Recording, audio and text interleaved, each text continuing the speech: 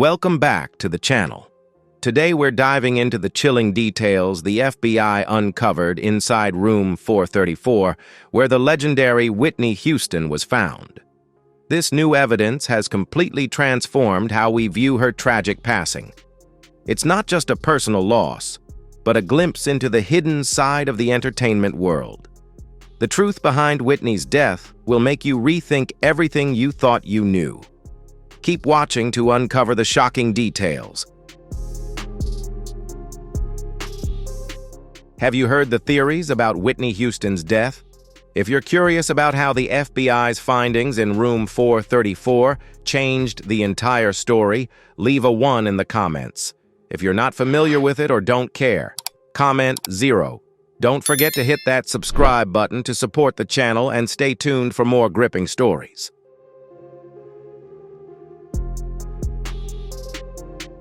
The lines were soft but heavy, with the silent pain of a woman who had reached the top, yet still felt the invisible boundaries in the entertainment world. The pressure wasn't just from the public, it came from the environment she lived in, where appearance mattered more than real emotions. These notes were Whitney's final voice, showing the side of her we rarely saw.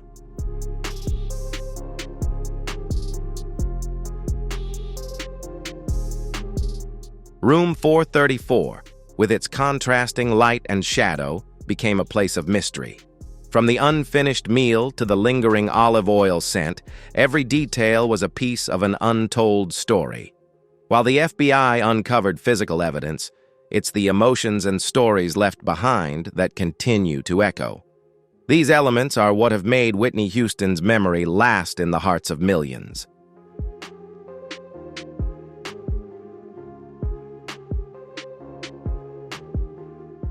In the closet, a small suitcase sat, no flashy tour bag, just a worn-out one containing a few personal items. An old Polaroid of her and her mother in the recording studio, a cassette of a rehearsal, and a Bible with pages marked. Placed next to the unfinished meal champagne and scattered notes, these items formed a picture of both chaos and meaning. They revealed a truth that couldn't be denied that night. Whitney wasn't just preparing for a party. She was confronting both the glamour and the isolation that came with her fame.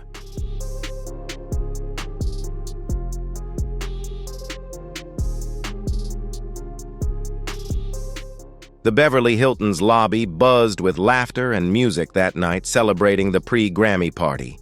But just a few walls away, room 434 told a completely different story. The FBI's findings, sealed in bags, weren't just evidence, but fragments of a memory, pieces of the final moments of a legend. The public only heard the reports, but the full truth, like the faint scent of olive oil, the scattered notes, and the suitcase full of personal items, remains hidden in the files few have ever seen. It's these small, haunting details that have forever changed how we view Whitney Houston's last hours.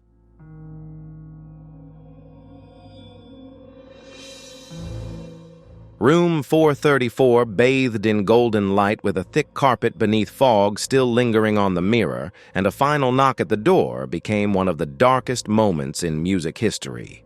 But what shocked the world wasn't just finding Whitney there. It was what the FBI uncovered inside the room that left everyone stunned.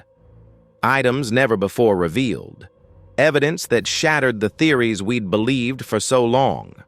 Among the chaos, there was an unfinished meal, a bottle of champagne, and silver foil papers. But what was hidden in the details was something far darker.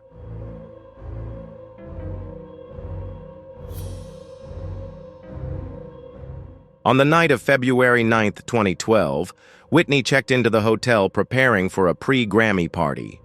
She walked in with a paper bag from a nearby restaurant, smiling at fans as she entered the lobby. No one knew that would be her last appearance, looking so calm and peaceful. But inside room 434, everything was different. According to an attendant, Whitney brought back a hamburger, fries, and a chicken pot pie.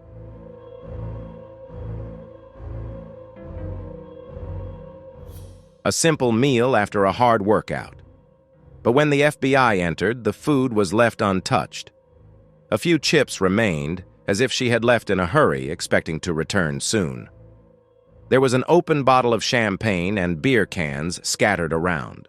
But the toxicology report told a different story. No alcohol was found in her system.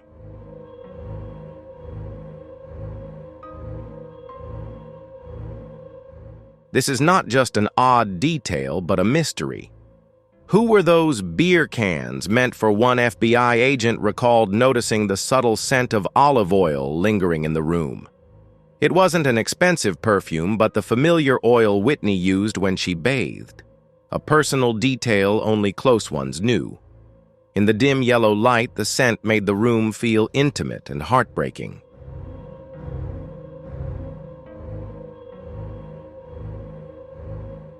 It was like an unspoken trace, more emotional than any physical evidence. Rumors say the FBI found notes scribbled with fragments of unreleased lyrics. They weren't full songs, just snippets, like she was having a conversation with an invisible presence. The words carried the weight of invisible pressure, feeling rejected not because of her voice, but because her image didn't fit the industry's standards.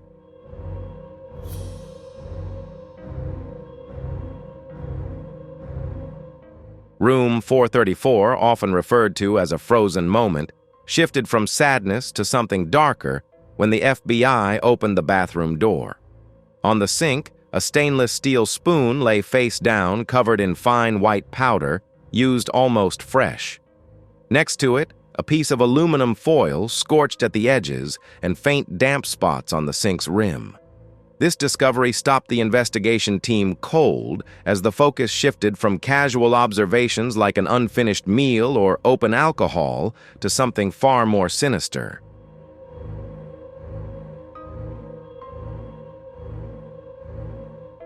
Forensic tests quickly confirmed that the powder was cocaine-matching blood samples from Whitney that revealed the drug in her system at the time of her death. While Whitney's struggles with addiction were well known, seeing the physical evidence was a jarring moment. The items, still warm with human presence, felt unsettling.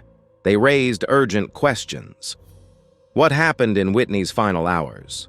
Who was she with?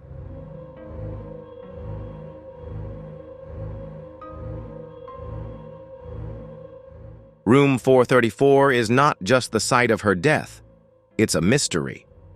Unfinished memories, untold secrets hang in the air waiting for answers. Whitney's tragic story there is not only a personal loss, but also a symbol of the darker hidden side of the entertainment industry. Do you think there are undisclosed secrets in Room 434? If you believe there's more to the story, leave the number 2. If you think everything is clear, comment 5. Don't forget to like the video and subscribe for more intriguing tales.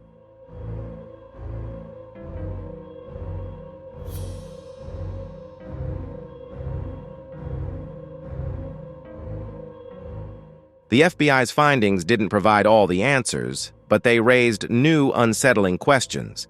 They prompt us to reflect on the price of fame and the shadows that lie hidden behind the stage lights. Whitney Houston was a legend, but also a victim of pressures that no one fully understood. Her final night in Room 434 remains a haunting story that moves and disturbs.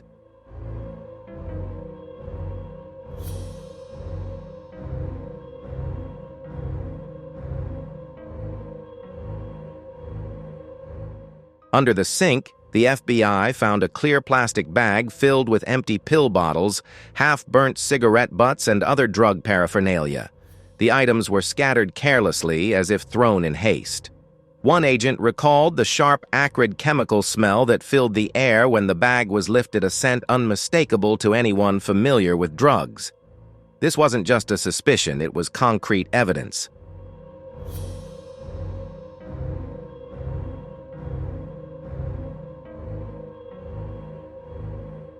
A hotel worker told police that hours before Whitney's condition was discovered, a man was seen leaving the 4th floor, avoiding the lobby.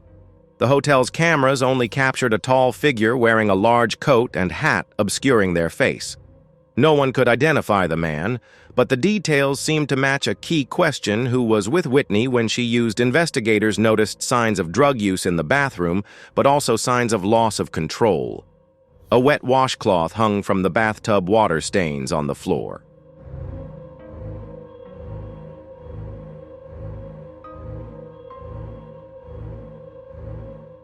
The mirror in the room was fogged, but handprints streaked across it as if someone had tried to peer through the steam. It was a haunting image, one that suggested a moment of self-reflection where fame collided with the darkness within. But the most controversial aspect wasn't the evidence itself, but the way it was arranged. Some investigators felt the scene was too tidy to be a chaotic drug binge. The spoon was neatly placed, the foil carefully rolled up, and the plastic bags tucked away in shelves, everything in its place, yet not quite complete.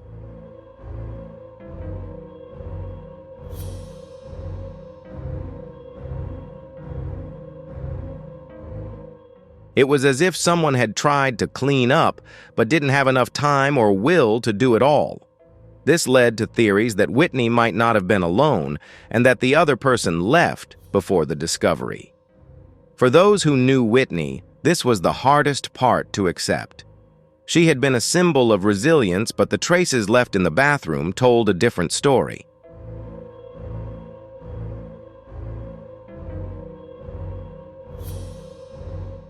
It was a tale of someone caught between overwhelming pressure and fleeting decisions. The world saw the glitz and glamour, but behind the door of room 434, there were no lights, no applause, only white powder foil and a question that will never be answered. Room 434 still stands at the Beverly Hilton, the sheets changed, the walls repainted. But for those who were there that day, the image of that spoon on the sink, the plastic bag under the counter will likely never fade. Not because it's a clue, but because it's the harsh truth of Whitney Houston's final night.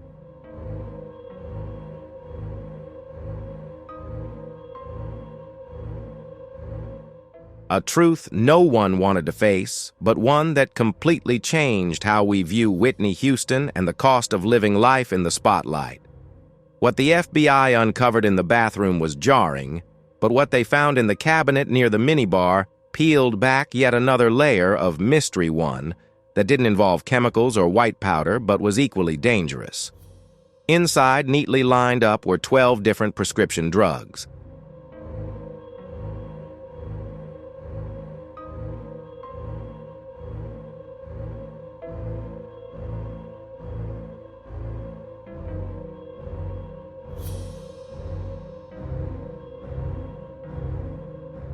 Orange plastic bottles with white labels all reading Whitney E. Houston. But it wasn't the name that stood out. It was the shocking detail of prescriptions from 5 different doctors. Xanax for anxiety, Flexeril for muscle relaxation, Benadryl for allergies, ibuprofen for pain, Madol for menstrual cramps, and amoxicillin for infections. A combination of the ordinary and the critical. A cocktail of medications, some almost empty, others still sealed. The agents took in each bottle carefully, the prescription dates stretching back for weeks and even months.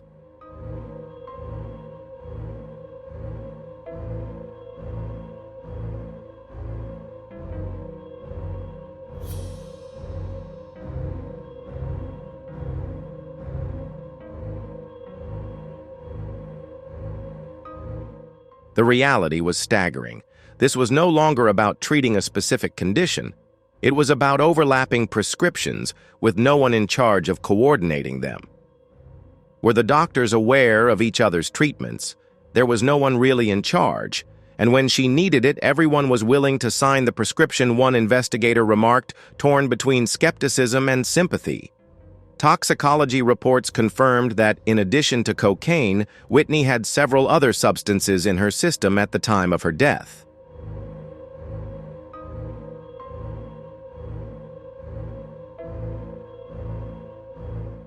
As investigators cleared the scene, they followed all procedures. Water samples were taken, towels sealed, every detail documented and photographed. But no photo or report could capture the chilling atmosphere in that room. It was a tragic emptiness, as if room 434 had swallowed every sound and left only absolute silence. And it was in that silence that the story of her final hours began to emerge. Not in words, but in every trace on her body, every small detail left behind.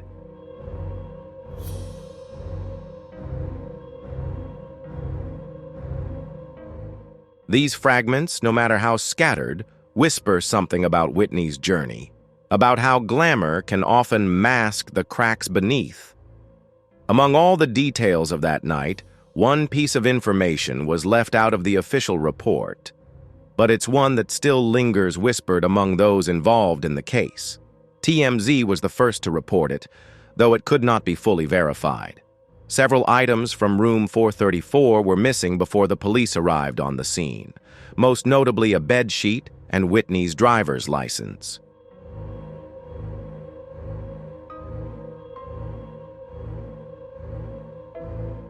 These seemingly insignificant items have become the centerpiece of new theories. Police didn't include this detail in their public records, but those who were present confirmed that when they first entered the bed, there were no sheets, just a bare mattress. In a death investigation, sheets can be crucial, holding DNA stains or other evidence that could tell the story of what happened. Their disappearance before the authorities arrived raised an unsettling question: who had the time and composure to clean up like that?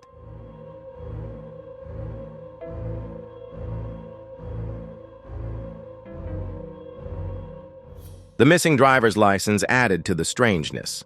It wasn't something Whitney would have forgotten or discarded. Celebrities like her usually keep such personal documents in a secure place. The absence of the license raised questions. Was it deliberately hidden or removed to obscure vital evidence? Investigators have questioned whether someone had special access to the room and acted before the police arrived. These details, though not widely publicized, remain a perplexing part of the puzzle in the final moments of Whitney's life.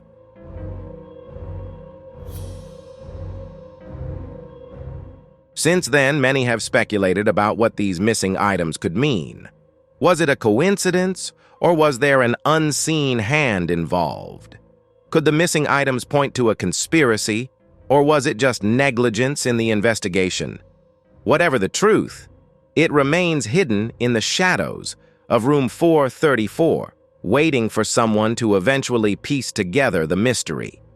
And so Whitney Houston's story continues to captivate, forcing people to reflect on those unresolved pieces.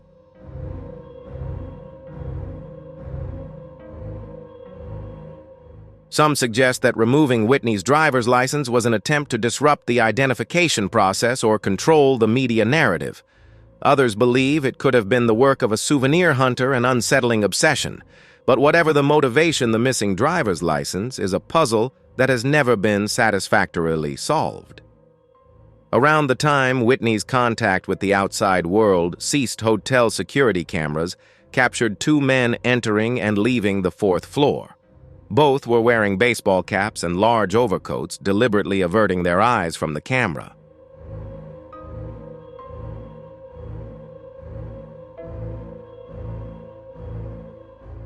The quality of the footage was so poor that only vague shapes could be discerned, not enough to identify them. Although this information was never officially released, it quietly circulated among investigators. It was a stark reminder that room 434 may have hosted visitors no one wanted to name. If these theories are true, then the next question becomes even more tragic. What were they doing there? To take something to cover their tracks, or simply to be in the wrong place at the wrong time? Those close to Whitney have shared that in the final months of her life, her circle of friends became less stable, with unfamiliar faces entering her life.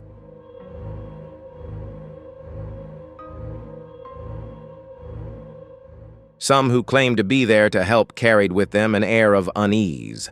The loss of personal belongings, combined with the eerie rumors of two shadowy figures caught on security camera, wove a mysterious fog around the case.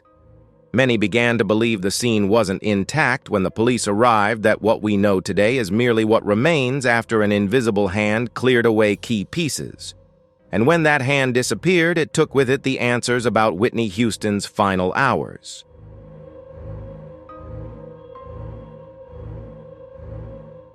To the general public, these details may sound like conspiracy theories. But to those who were there, who saw everything, it's not speculation. It's a sense of emptiness, like reading a book and realizing that someone has torn out a few pages. Those pages might have contained answers or enough evidence to implicate someone. But when they're gone, all that's left are unanswered questions. It's this uncertainty that continues to haunt the story of Room 434.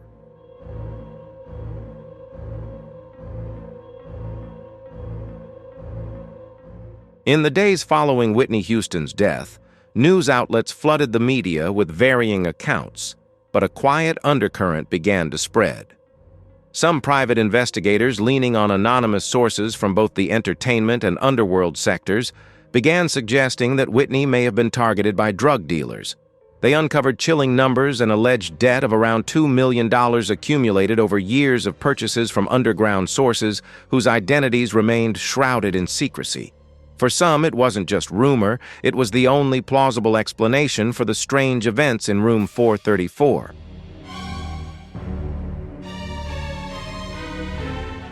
If such a massive debt existed, they reasoned it wouldn't be surprising if Whitney was visited on the last night of her life. The missing bedsheets, the disappearance of her driver's license, and the rumors of two shadowy figures entering and leaving the room seemed to corroborate this theory. Someone had come to cover their tracks, hands that knew how to act quickly and cleanly, leaving behind only a cold void. Detectives noted the method appeared like a clandestine debt settlement, where the word accident was merely a cover for something far more orchestrated.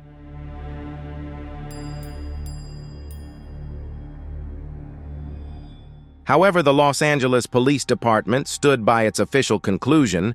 Whitney's cause of death was drowning, brought on by a heart attack with cocaine found in her system and a pre-existing heart condition.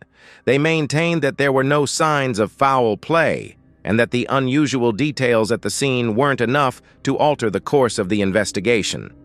To them, it was a tragic accident, not a conspiracy. Yet the theories continued to persist. Those who believed in the mafia theory argued that the accident conclusion itself was the strongest evidence of a cover-up.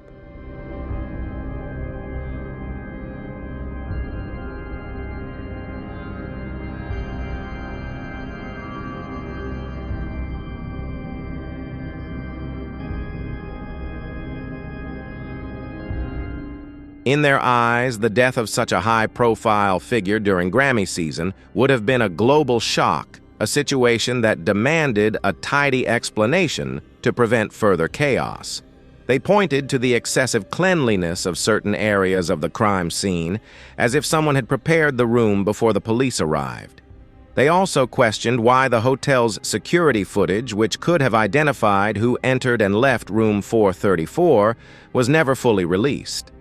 Some argued that attributing all the strange details to a conspiracy was simply a reflection of the human need for a more dramatic story.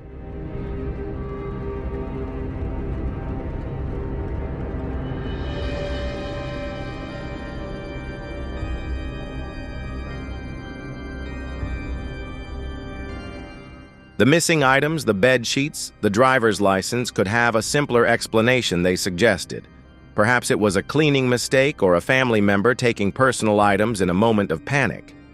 And as for the $2 million debt, they believed it was just an exaggeration by sensationalist tabloids. But no matter which side of the argument they stood on, everyone had to admit one thing: Whitney Houston's death left an indelible dark mark.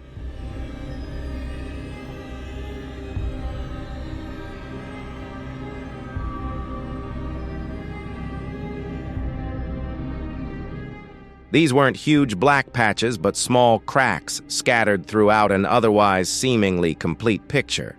Cracks that make the entire narrative tremble every time someone mentions it. Every time an old detail resurfaces with the phrase, "I heard that." The mafia conspiracy theory, with just enough truth and just enough ambiguity, has endured for over a decade, untouched by forensics or press statements. It lingers in private conversations buried at the bottom of articles and podcasts about celebrity crimes and in the memories of those who stood before room 434 that fateful day.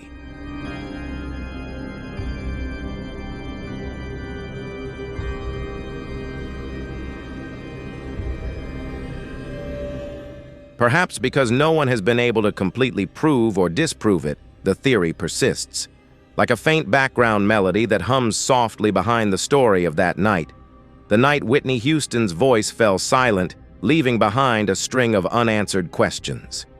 Room 434, after all the investigations, evidence collection, and hours of debate, still holds something that can't be captured in a forensic report or a news story.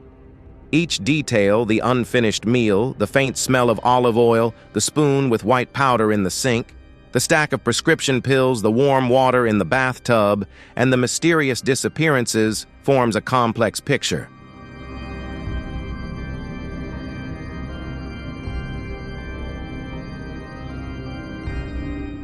Each element doesn't exist in isolation, but blends together, creating an indescribable tone. The painting tells not only a tragic event, but also the story of a person standing at the crossroads of glory and darkness. Whitney Houston was not just a victim of a single fateful night, but a victim of a system that hides exhaustion beneath perfect makeup and swallows pain behind every smile in front of the camera.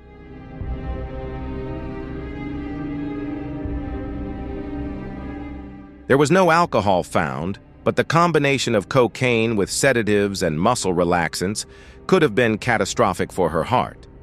It wasn't a traditional overdose, it was a lethal mix with each drug contributing to an irreversible chain reaction. What struck the investigators was the image those bottles painted not of someone indulging in instant pleasure, but of a woman desperately trying to heal, or at the very least keep herself from drowning. Xanax for sleep, Flexeril for muscle cramps after a performance, Benadryl and ibuprofen for everyday discomfort.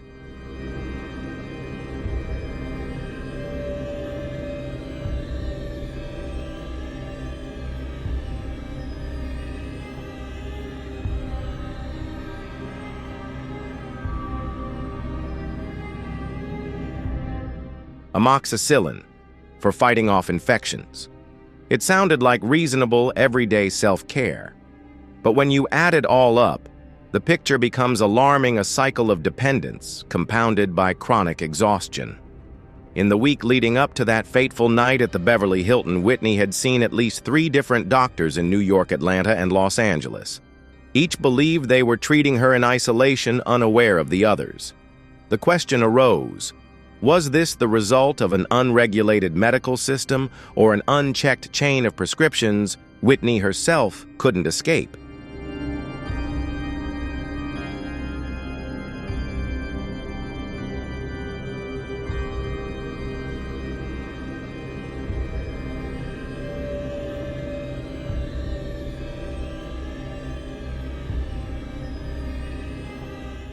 The FBI report included a stark note: mental and physical health were not adequately monitored. This painted a grim image, an artist overwhelmed by chaos, with the pressures of fame, constant work, and unresolved emotional wounds spiraling into a vicious, inescapable cycle. Whitney Houston wasn't just a star, she was a victim of the hidden struggles beneath the glitter. The medical system and entertainment industry had failed to notice the warning signs. The pills were like pieces of a silent, tragic story.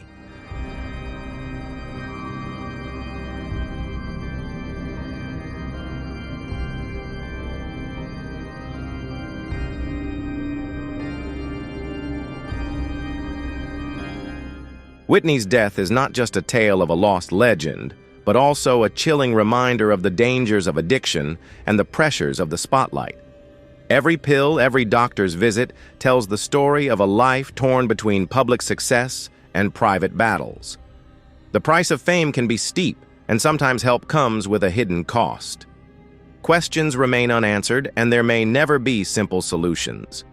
But one truth persists: behind the sparkling lights and applause, there was a constant struggle. Whitney Houston in her final moments was both strong and fragile, a woman whose story will continue to resonate with us.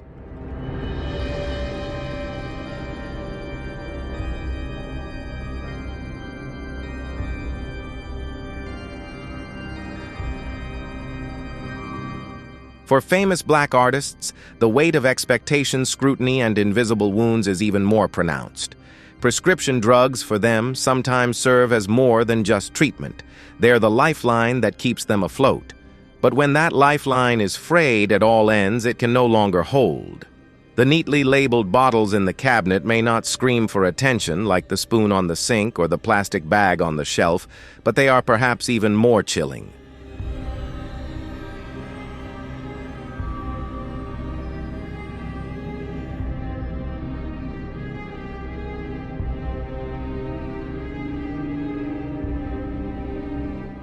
They weren't the signs of a single impulsive moment, they were the evidence of an ongoing process. Each pill a silent cry for help, yet no one connected the dots to see the full story. When the FBI sealed those bottles and placed them in plastic bags, they weren't just taking evidence, they were carrying away a part of Whitney's final days. Amid the laughter of the parties, there was a quiet war raging within her body and mind. When the agents opened the bathroom door, steam still lingered on the mirror, casting a pale yellow light across the room.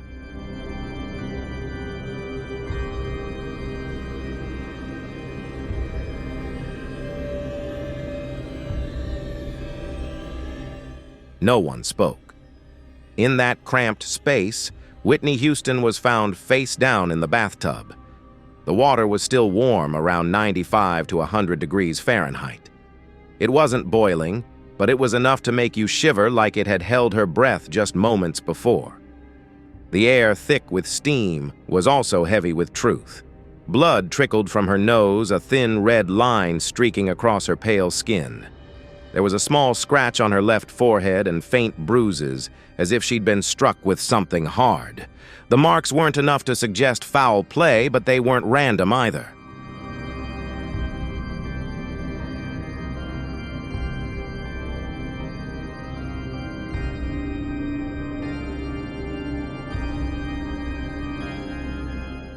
They were like fragments of a puzzle clues that forced investigators to question the final moments of Whitney Houston's life. A small scar on her left breast, near the sternum, a result of a long-healed plastic surgery procedure. But the investigators' gaze quickly shifted to her elbow, where faint vertical bruises marked old injection sites.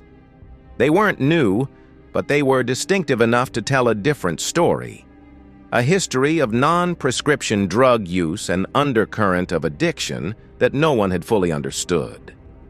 In the soft light reflecting off the water, the marks were a silent confession that no one wanted to hear.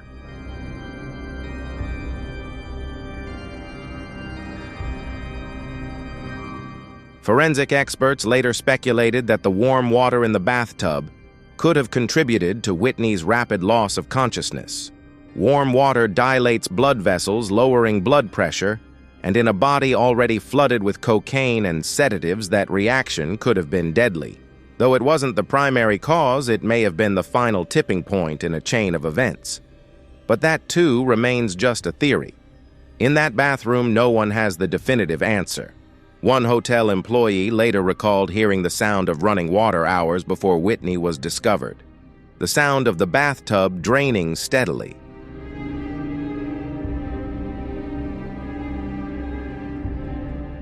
Then it stopped. Then it started again. Initially dismissed, this detail was later revisited as a significant clue. Whitney had likely been in the bathroom for a long time before anyone found her. The scene haunted everyone who was there. The singer who had once performed for tens of thousands, now lying motionless in the water with no stage lights, no music, only the hum of the air conditioner and the slow drip from an unturned faucet. The blood bruises, scars, and old needle marks were not just physical evidence, but symbols of a life both brilliant and deeply wounded.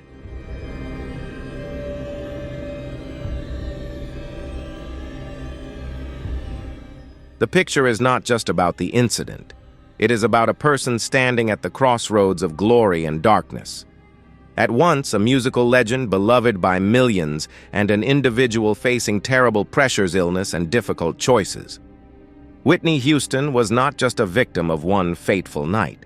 She was a victim of an entire system, where exhaustion was hidden under perfect makeup and pain was swallowed behind every smile for the camera.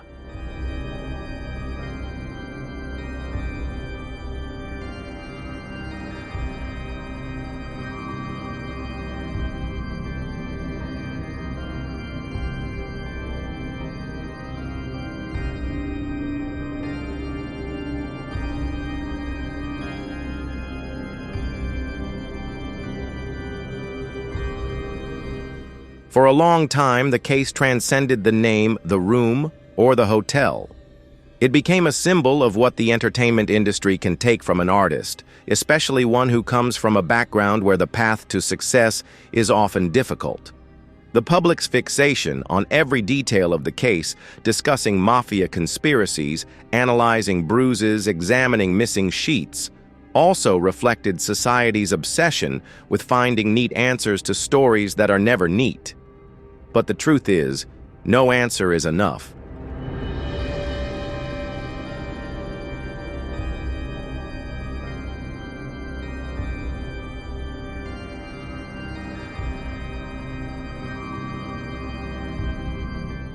The police report was clear. It was an accident, drowning after a heart attack with cocaine and cardiovascular factors involved.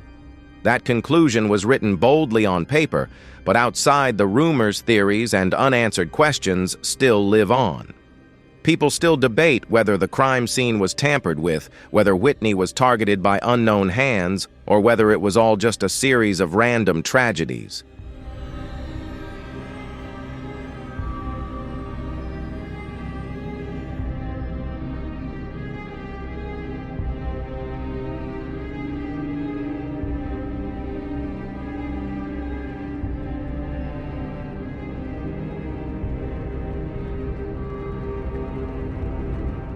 The only thing that is certain is that Room 434 has become part of the collective memory, a place that no one can look at without remembering the name Whitney Houston. In the memories of the investigation team, the image remains vivid. The air thick with steam and perfume, the yellow light casting an old movie glow, and the feeling that every object in the room holds a story but refuses to tell it. One investigator once sighed when asked about the case. Some rooms tell stories in whispers. Room 434 never stops screaming.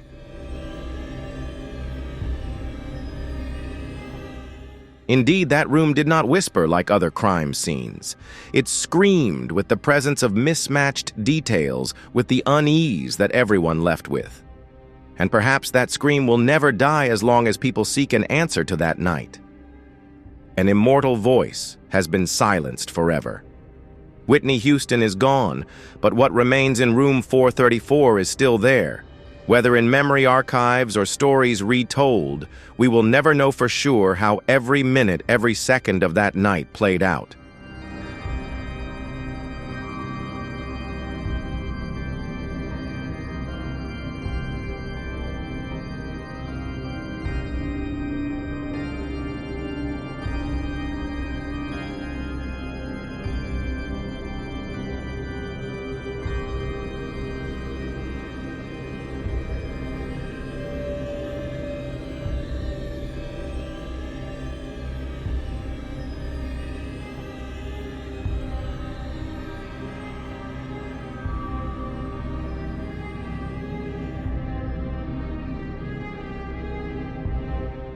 But one thing is clear. This event is not only one of the most tragic moments in world music, but also a mystery that forever lingers, refusing to be completely closed. And perhaps it is precisely because it cannot be closed that it touches our hearts so deeply. Many years have passed since the night when Room 434 became the center of the world. But whenever Whitney Houston is mentioned, people still cannot separate the image of that golden voice from those mysterious final hours.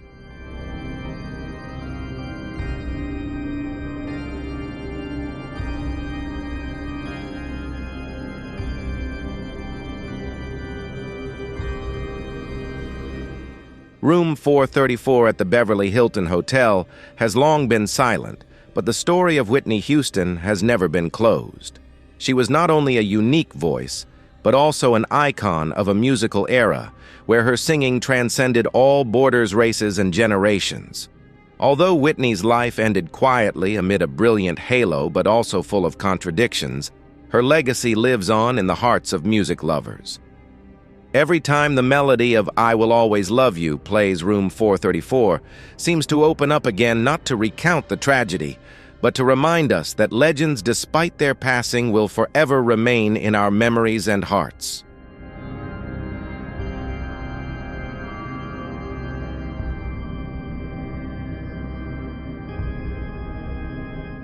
Whitney was born in 1963 into a family where music wasn't just a passion, it was part of their identity.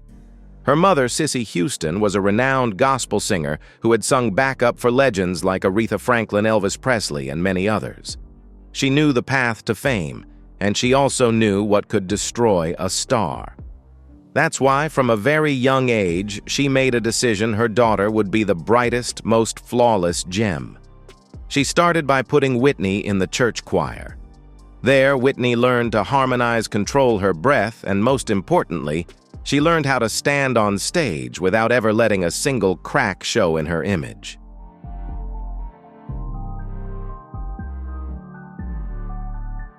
Her mother constantly reminded her, "You're not just singing for the audience, you're singing for God. And when you sing for God, you're not allowed to make mistakes." This wasn't a gentle piece of advice. In the Houston household, discipline was the golden rule. If Whitney sang a note wrong, her mother would make her sing it again, not once, but over and over until it was perfect. And that perfection wasn't just about music. Whitney had to dress modestly, behave impeccably, and never let the outside world see anything that could bring shame to the family.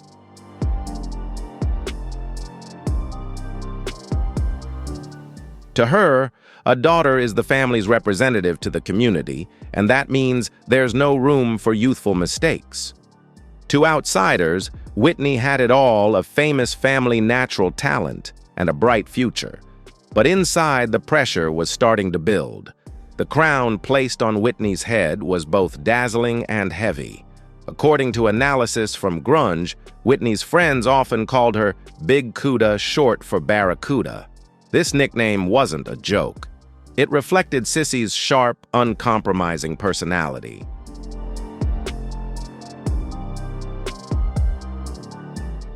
If Whitney ran into trouble while on tour, just one call, and she could get on a plane to fix it. As she herself said, "I don't take anything from them and I don't like them. If something goes wrong on the road and she can't handle it, then she'll call me." This might sound like a mother's protection, but for Whitney it was constant supervision. She never truly felt free, even as an adult. Sissy's strictness wasn't just from her strong personality, but also from her conservative religious beliefs. Whitney grew up in an environment where every action was scrutinized through the lens of the Bible.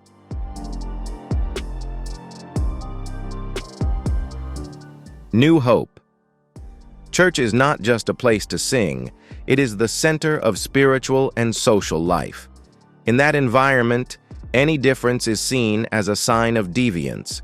In particular, issues related to sexual orientation are viewed very strictly. This later became one of the great burdens Whitney had to carry, as she was forced to hide part of herself from a young age. More than just a singer, Whitney was also taught how to manage her public image. From how to smile, answer interviews, stand, sit, and eat in front of strangers. Everything was trained so that no one could find fault.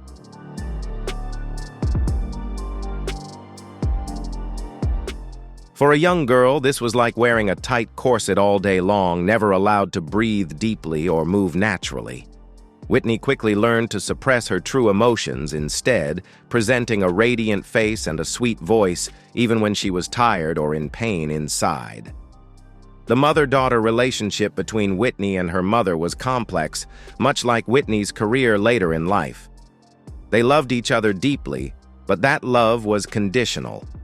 Whitney could only be the version her mother wanted to see. In an interview, Whitney once spoke of her mother with respect.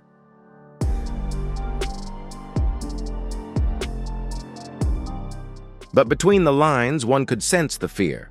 Fear of disappointing her mother, fear of rejection if she didn't meet the standards. This created a dangerous cycle. The more she feared making mistakes, the more Whitney hid her weaknesses. And when she couldn't share her true feelings with those closest to her, she began to seek other ways to find comfort. Ways that later became self-destructive habits. When she stepped outside, Whitney was truly the princess of the church, a shining star of the Black community and the world of gospel music.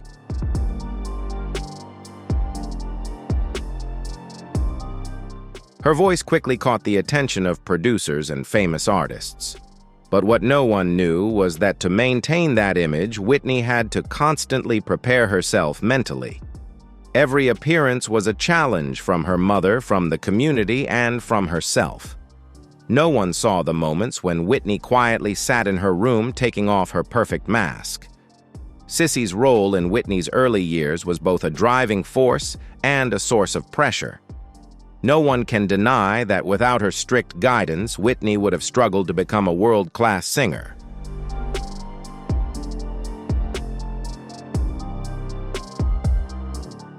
But it's also impossible to ignore the fact that when control crosses the line, it becomes a shackle. Whitney grew up in an environment where love and acceptance were tied to achievement and image. This laid the foundation for her later inner conflicts, a longing to be loved for who she truly was, yet fearing rejection if she revealed herself. The image of the golden cage was not merely a metaphor, it was her reality. Whitney was given opportunities, fame, and the best training.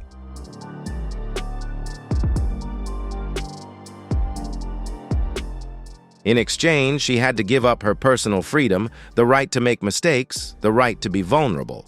With love mixed with control, she placed Whitney on a pedestal where all eyes were on her. And once she was up there, there was no way down without getting hurt. Love that needs no words for a single glance is enough to say it all. For Whitney Elizabeth Houston, that love was named Robin Crawford. They met in the late 1970s when Whitney was just 16 or 17 years old. Robin was a young woman brimming with energy, possessing a strong personality and confidence that Whitney had never seen in anyone else.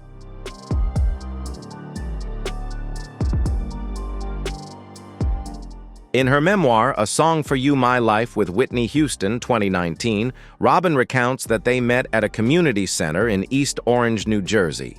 From that very first afternoon, they laughed, talked, and felt as though they had known each other for years. Whitney and Robin became almost instant best friends. But their friendship quickly transcended ordinary boundaries. Robin describes how they spent hours talking about everything under the sun, from music and family to distant dreams.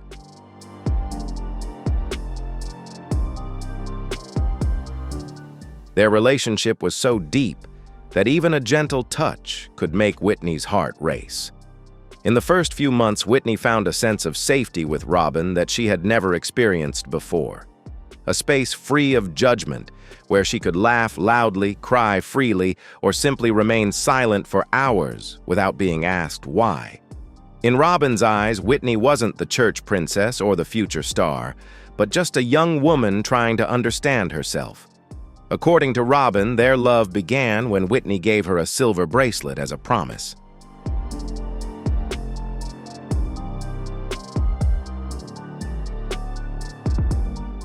It wasn't just a gift.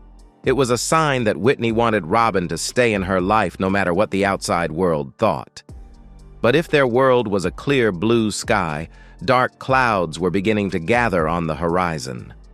Whitney still lived under the strict supervision of her mother Houston and within the rigid moral framework of the church community. From a young age, Whitney had been taught that same-sex relationships were unnatural.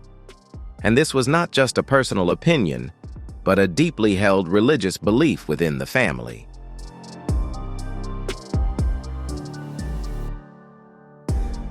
Houston was a deeply religious woman, and she did not hide her opposition to the relationship she felt was developing between Whitney and Robin.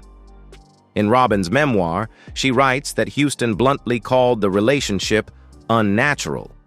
Not content with opposing it at home, she made a clear demand: Crawford was not to be seen with Whitney in public. It was an order, not a suggestion.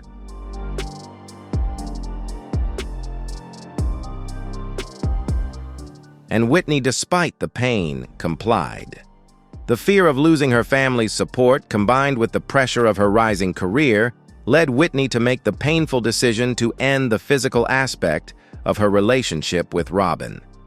According to Robin, one afternoon in 1982, Whitney gave her a Bible and said they needed to stop to protect Whitney's future. Robin wrote, "She said we shouldn't have a physical relationship anymore. It would make our journey even more difficult."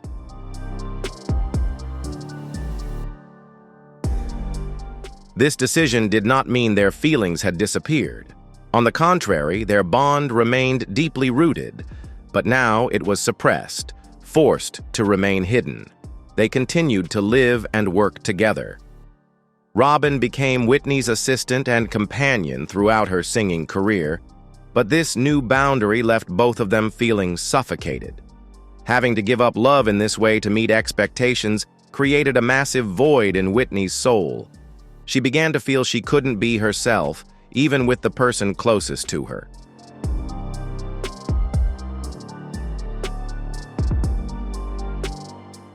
To fill that void, Whitney turned to things that could temporarily numb the pain: parties, alcohol, and eventually drugs. Journalists from The Guardian analyzed that rejection from her family, especially from her mother, was one of the reasons that pushed Whitney into the cycle of addiction.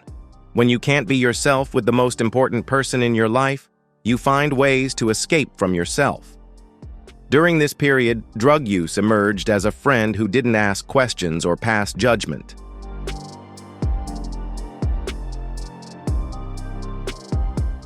With just a few lines, Whitney could temporarily forget the pain of being separated from Robin, forget her mother's stern gaze, and even forget the church's condemnation. Even after they were no longer together physically, Robin and Whitney maintained a strong connection for over 2 decades. They shared hotel rooms, toured together, and had a private language that only the two of them understood. But that love had to exist in the shadows. At events, Robin would stand in the background, letting the stage lights shine only on Whitney.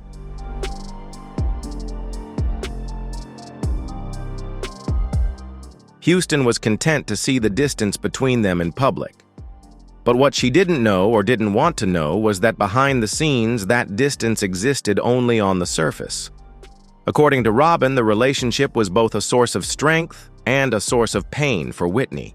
It helped her withstand the pressures of the entertainment industry, but it also reminded her every day that she had to hide herself. Whitney never publicly acknowledged her relationship with Robin.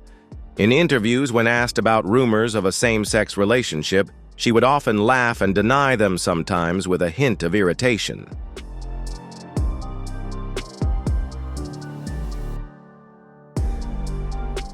But according to many close friends, this wasn't because she was ashamed, but because she knew that admitting the truth would have enormous consequences for her career and family.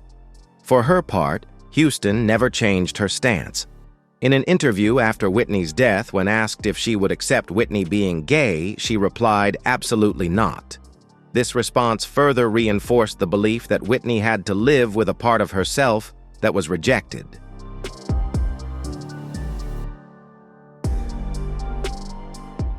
The 1980s and 1990s were the peak of Whitney's career on stage, but they were also the period when she began to sink deeply into addiction. Every award, every round of applause came with long nights of cocaine and hard liquor. The void left by Robin's decision to end their physical relationship was never filled by another love. Whitney's subsequent relationships, including with Bobby Brown, never provided the sense of security that Robin had offered.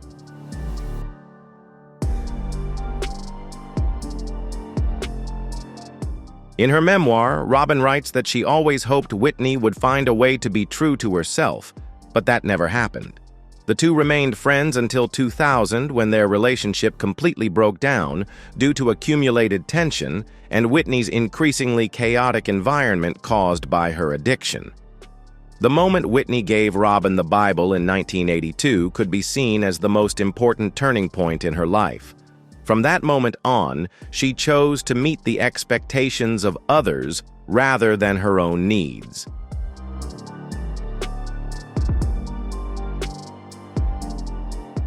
That sacrifice was not rewarded with peace. Instead, it opened a darker path. Substance abuse, which began as a way to cope, gradually became an indispensable companion. While Robin once helped Whitney feel whole, drugs caused her to fall apart piece by piece. If a glance could become a shackle, then Houston's gaze was what kept Whitney under control throughout her life. It was not just the look of a worried mother, but of someone accustomed to giving orders, accustomed to seeing things her way.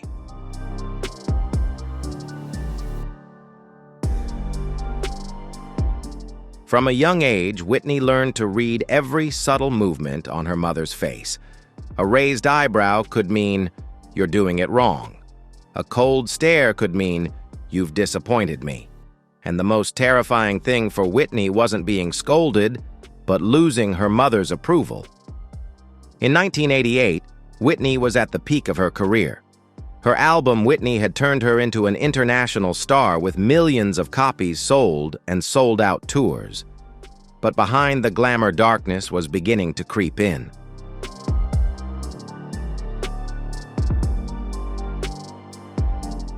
Robin Crawford, who was Whitney's assistant and closest friend at the time, noticed clear, undeniable signs.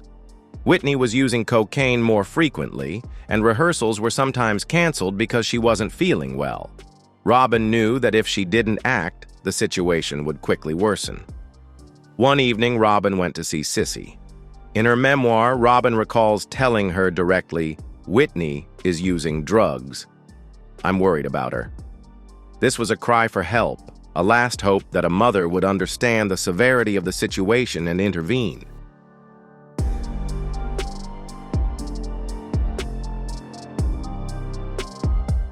But Sissy's reaction was the opposite. Robin said she dismissed the warning, almost ignoring it, not considering it a priority.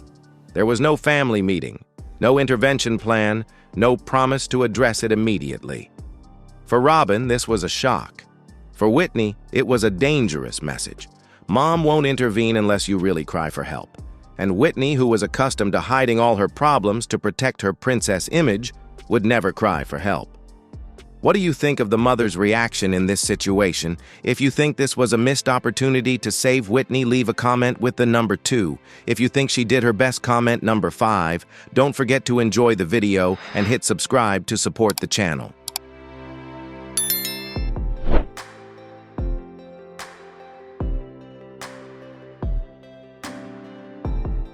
Houston wasn't just strict at home. She brought that honesty into the public eye. In some interviews and documents, she would talk about what Whitney should have done better or what she had done wrong without hesitation. For many parents, this might be seen as honesty. But for Whitney, who spent her entire life striving to maintain a perfect image, it was public pressure. Each criticism was a reminder that her mother was always watching, always ready to point out her flaws, even when millions of people were listening.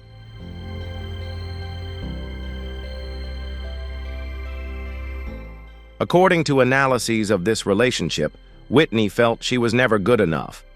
Every success from her first Grammy to her global hits was just a temporary step. The true peak she was striving for was her mother's unconditional acceptance. And that peak seemed perpetually out of reach.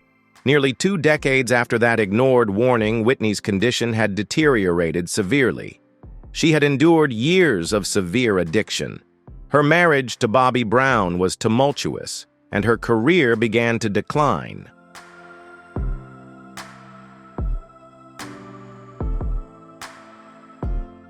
In 2005, Houston decided to visit Whitney's home in Atlanta. The scene she witnessed was a shock, at least according to her account. The house was in disarray, drug paraphernalia was everywhere, and Whitney looked more frail than ever. But Sissy's reaction was neither a warm embrace nor a gentle conversation. According to accounts, she appeared like a general leading an army into battle. "Get out of here. Go to rehab." It was an order, not advice.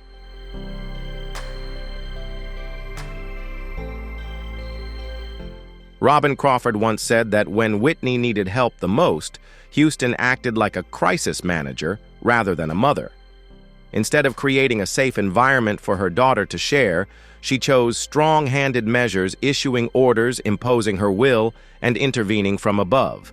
This led to disastrous results. Whitney did not feel supported in her decision to change, but felt forced to change to please her mother. And when the motivation to recover doesn't come from within, recovery efforts often only last a short time.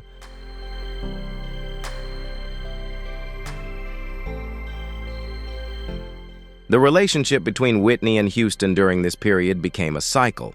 Houston identified the problem, imposed a solution. Whitney complied but felt hurt. Whitney returned to using drugs to soothe her emotions. This cycle not only affected Whitney's health, but also eroded their mother-daughter relationship. Though the public still saw them together, the trust between them had long been eroded. Looking back, many believe that the moment in 1988 when Robin knocked on the door with news of drug use was the best opportunity for early intervention.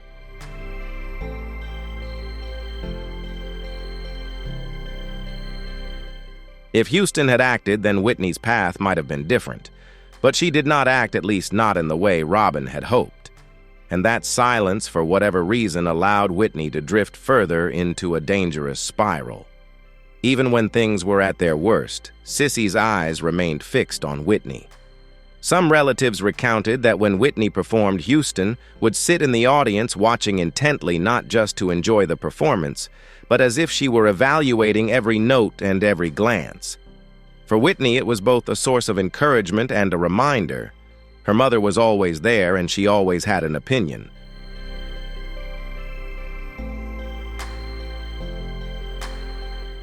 No matter how much money, fame, or power she had when faced with her mother, Whitney was still the child who had to try to do the right thing. Her marriage to Bobby Brown was not a peaceful place, but another storm sweeping through Whitney's life. If Houston was the gatekeeper of her daughter's image, Bobby was the one who broke down that fence, disregarding any of Sissy's rules. And Whitney was caught between these two opposing forces, stretched to the point where the thread of her soul nearly snapped. When Whitney and Bobby met in the late 1980s, they came from two different worlds.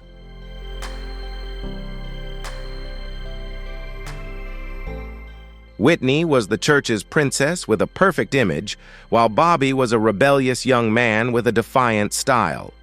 The public was initially surprised, and her mother openly opposed the relationship. She believed Bobby would drag her daughter down, not only her career, but also her character. In front of the media, she often expressed her dissatisfaction. At home, she did not hide her interference, trying to persuade Whitney to leave him. But Whitney's reaction was completely the opposite. The more she was opposed, the more she felt the need to protect Bobby, as if this were the rare occasion when she could choose what she wanted without her mother's permission.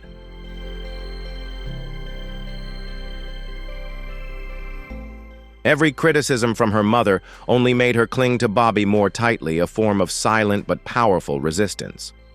From the day they married, the already strained mother-daughter relationship grew even more tense. Mother and Bobby rarely found common ground. Every family gathering risked turning into an argument. Whitney was caught in the middle, forced to act as a mediator, but sometimes she just wanted to disappear to avoid hearing more accusations. Family pressure combined with public pressure.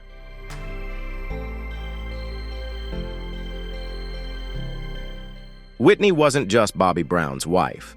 She was still Whitney Houston, a multi-million-dollar brand, a global icon.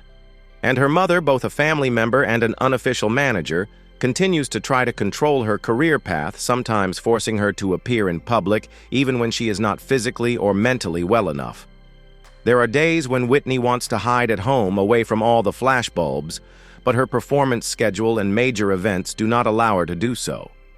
She believed that maintaining a strong image was the best way to save the brand and protect her daughter from destruction.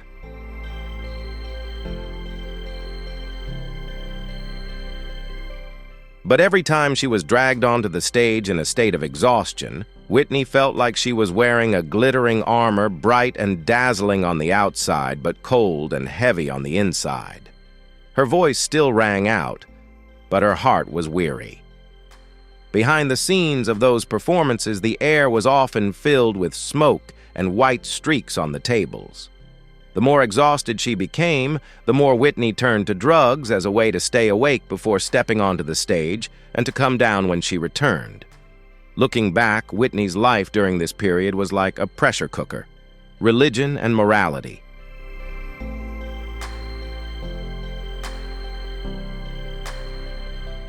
From a young age, she was taught that the image of a church princess was sacred. Every action, word, and even emotion had to conform to a framework, a public image. As a global star, every mistake she made could become a headline in the newspapers: forbidden love. Her deep relationship with Robin Crawford had to end physically out of fear of damaging her reputation. Family discord conflicts between her mother and her husband forced her to constantly act as a mediator even when she was already exhausted.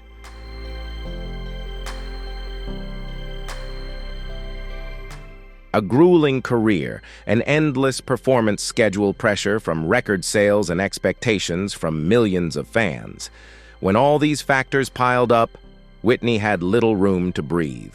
And every time she felt like she was about to suffocate, she turned to drugs as her only outlet.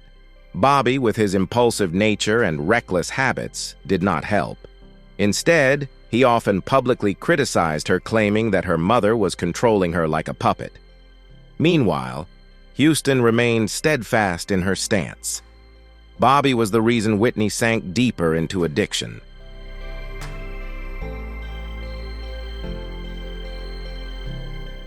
In her eyes, he was the bad influence that had tarnished the image she had spent her entire life building for her daughter. Whitney was caught in the middle, torn apart. She loved Bobby, but she couldn't bear the fact that her mother viewed the man she had chosen as an enemy. She loved her mother, but she was tired of being treated like a child who couldn't make her own decisions. In the 2000s, Whitney's health began to raise concerns. Long-term drug use had taken a toll on her heart and respiratory system. She lost weight, and her once crystal-clear voice had lost its control. Doctors warned that her heart was under immense strain.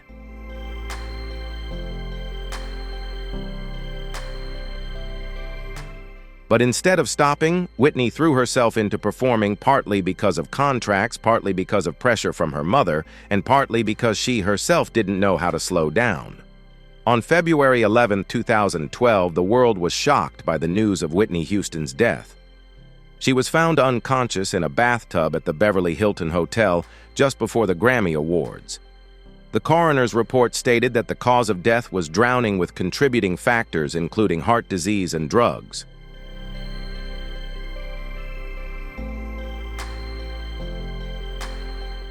Whitney's heart, both literally and figuratively, could no longer endure. Upon hearing the news, Houston was devastated. She had tried to save her daughter in every way she knew, by imposing rules, controlling her, even issuing orders. But all those efforts couldn't save Whitney from the pressures she had helped create. Looking back, Whitney's breaking point wasn't a single moment. It was a long process where each brick of pressure was laid upon another: forbidden love, a public image to protect a divided family, an exhausting career, and ultimately addiction.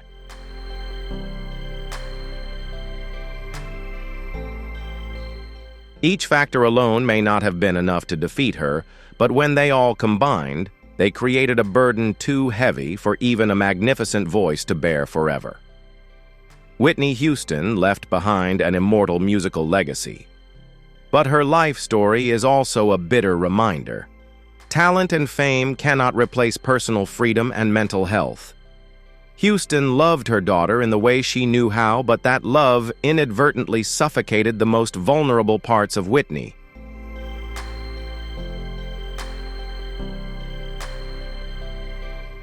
Bobby loved Whitney in his own way, but that love was intertwined with chaos and addiction. Between these two extremes, Whitney tried to sing loud enough to drown out the sound of her breaking heart until her voice was silenced forever. In the years following Whitney's death, Houston's public image was no longer that of a woman with a steadfast gaze, a sharp voice, or the demeanor of a powerhouse. Instead, she appeared with slumped shoulders, her eyes clouded, as if shrouded in the mist of regret.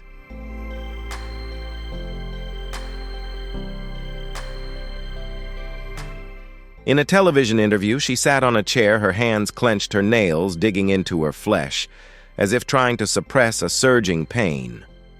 "What I regret most deeply," she said, "is that I couldn't save my daughter." The mother, who once believed that strictness was the only way to keep her daughter grounded in the chaotic world of entertainment, now faced a harsh reality. Sometimes that very strictness made her child feel lonelier than ever. When Whitney was alive, she often looked at her daughter's successes, the Grammys, the Billboard charts, the sold-out performances.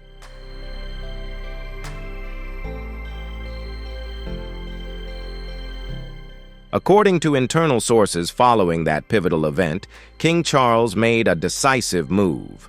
A royal decree was issued to elevate Kate's status within the royal family. This is far from a mere ceremonial gesture. It's a clear sign that Charles places his full trust and the future of the monarchy in her hands. However, this shift didn't happen overnight. Kate has been quietly preparing for this moment for over a decade. Since her marriage to Prince William, every outfit, smile, and even small mistakes have been closely scrutinized by the media, yet she has never faltered.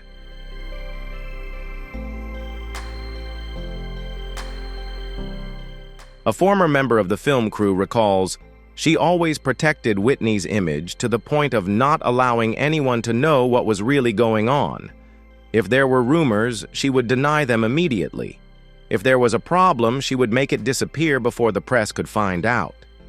To the public, Whitney was still their princess, perfect in every way, from her voice to her demeanor. But to maintain that image, the burden of secrets weighed heavily on Whitney, who had to live authentically with herself while lying to the world.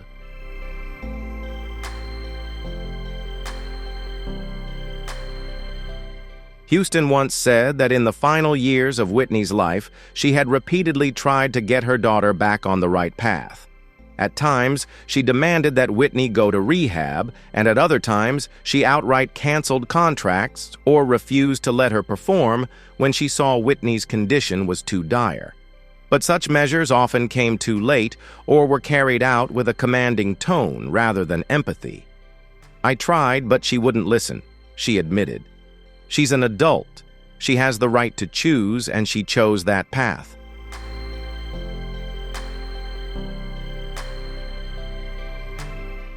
What she didn't say, but everyone could sense, was the helplessness of watching her beloved child head toward a precipice she couldn't pull her back from. If Whitney were still alive, there might have been many conversations between mother and daughter that never took place.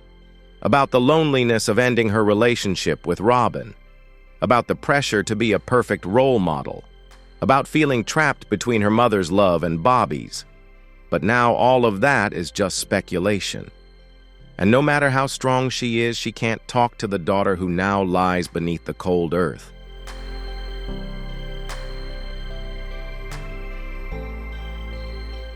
In a private conversation, a close family friend recounted that she sat for a long time at her daughter's altar, looking at a photo of Whitney with a radiant smile. She whispered, "If I had hugged her that day instead of scolding her, would things have been different? No one knows the answer." Whitney's death shocked the world, but it also sparked serious discussions about the impact of family pressure and public image on artists.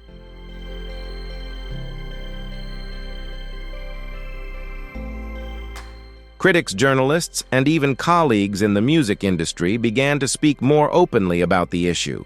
Many realized that behind the glitz and glamour of the entertainment industry lay complex family relationships, unrealistic expectations, and roles that artists had to fulfill even after they had left the stage. One newspaper wrote, Whitney Houston didn't just die from drugs or heart disease. She died because of a system that demanded she be perfect to the point where she had no room to breathe. Houston's public image changed dramatically after the revelations.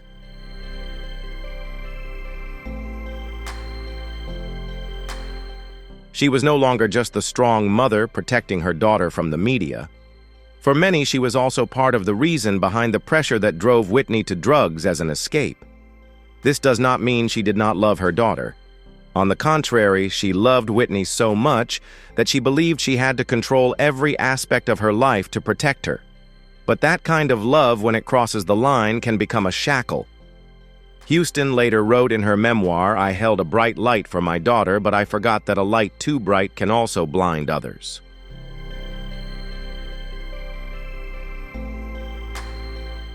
The story between Whitney and Houston is a bitter lesson for both the entertainment industry and the public. Overprotective behavior, unrealistic expectations, and hiding the truth to maintain an image can push people into loneliness and self-destruction. Young artists reading this story don't just see a lost music legend. They also see themselves with their grueling work schedules, family pressures, and secrets they dare not speak.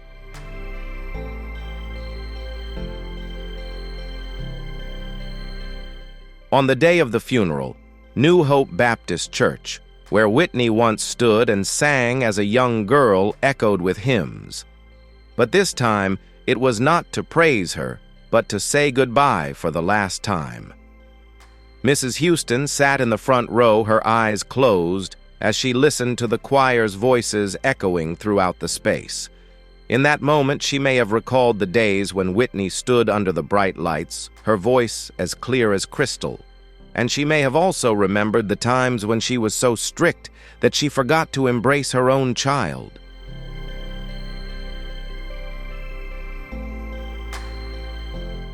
When the ceremony ended, she stood up, her hand gently resting on the coffin covered in white flowers.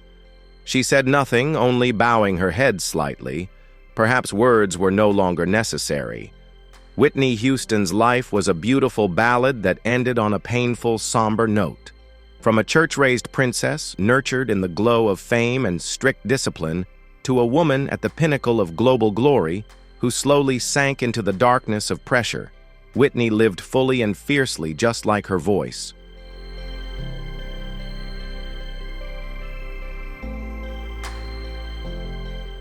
The relationship between Whitney and Houston is a testament to how family love can be both a source of strength and a burden. And sometimes the line between protection and control is incredibly thin. This story is not just for music lovers, but for anyone living under expectations, anyone who has to hide a part of their true self to please others. Light needs freedom to shine. If it is suffocated, it will fade away.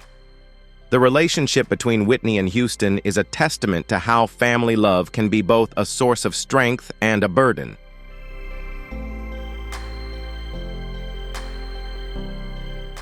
And sometimes the line between protection and control is incredibly thin. This story is not just for music lovers, but for anyone living under expectations, anyone who has to hide a part of their true self to please others. Light needs freedom to shine. If it is suffocated, it will fade away. Have you ever felt pressure from family or societal expectations? Or have you had to hide a part of your true self? Share your thoughts in the comments section below this video. Don't forget to like, subscribe to the channel, and leave a sub to support us.